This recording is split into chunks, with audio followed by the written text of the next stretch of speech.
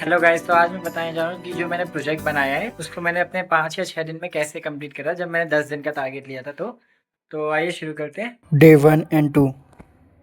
तो पहले दिन मैंने डेटाबेस खड़ा करके प्रोडक्ट्स और कंपटीटर्स का मास्टरी इन्वेंट्री डेटा तैयार किया और एक हैवी ऑटोमेटेड लूप चलाकर मार्केट के लिए 3600 से ज़्यादा हिस्टोरिकल सेल्स ट्रांजैक्शन सिमुलेट किए। Day 3 and 4। इन 2 दिन मैंने पांडास का यूज़ करके रॉ सेल्स डेटा से रोलिंग एवरेज और प्राइस वेरिएंस जैसे कस्टम फीचर इंजीनियर किए और उन पर स्केटेड लैंड का random forest regression model train किया जिससे MAE निकल जाए, जो हमारा 12.56 आया था। डे 5। डे 5 में मैंने एक कस्टम ऑप्टिमाइजेशन इंजन कोड किया जो ऑटोमेटिक बेस्ट प्राइस ढूंढकर बिजनेस रेवेन्यू को मैक्सिमाइज करता है।